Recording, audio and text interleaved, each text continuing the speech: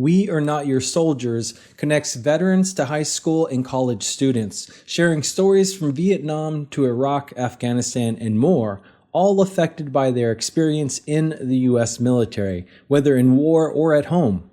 These veterans' individual stories and experiences share many themes, some of which are the lies told to them while in service, the horrors they witnessed or maybe participated in, or opposing U.S. foreign policy entirely.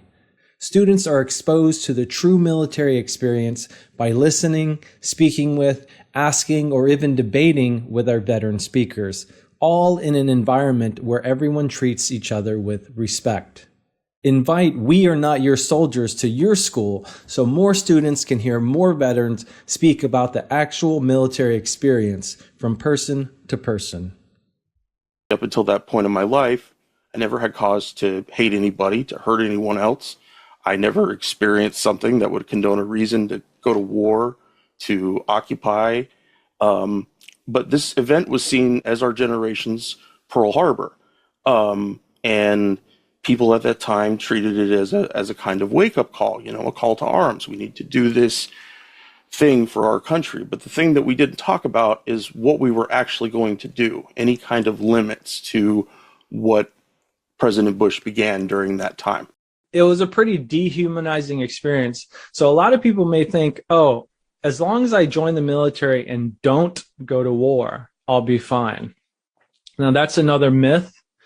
If you ask anybody who's ever joined, you can ask an 88-year-old person and ask them about their basic training experience. I guarantee you they will remember everything about it.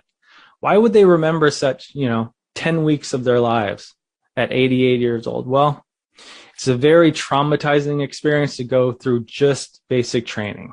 They break you down psychologically and they build you up into a soldier. And being a soldier means to stop thinking critically and to just obey the orders. Also, taking a life. We didn't refer to them as insurgents or terrorists. We call them Hajis. We call them towel heads.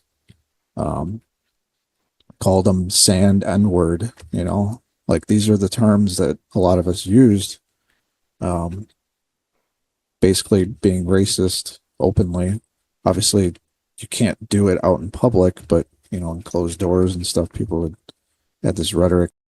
During the middle of the tour, I can tell you that one of the things I saw coming through that base was the billions of dollars in tanks and planes and all this equipment.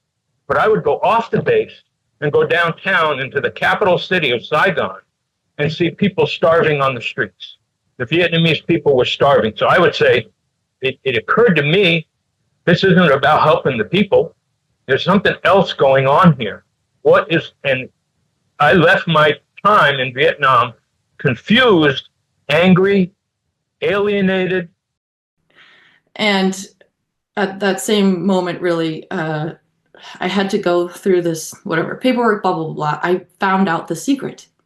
And the secret is that even if you volunteer in today's modern military where there's no draft, you can apply to be a conscientious objector if your beliefs change between you having volunteered for the military somewhere along the line and then your beliefs change. You can, it's kind of like, it's basically the same process as in Vietnam. You have to prove it. Because they figured out that people instinctively, most people, have a hard time if given the opportunity to kill someone else. There's all sorts of inconvenient thoughts that come to the surface in moments like that. You might ask yourself, I wonder what this person's name is. I wonder where they come from. I wonder how old they are. I wonder if they have any loved ones, any family members, any friends, any partners in their lives. I wonder if they have any hobbies. Maybe they even have some hobbies like I have hobbies. Maybe they have some kinds of dreams for their life like I have dreams for my life. Maybe they have some of the same fears and anxieties that I might have. These are the types of human questions that most of us, especially in moments like that, naturally gravitate toward. And the point of this training was to avoid those types of thoughts coming to the surface.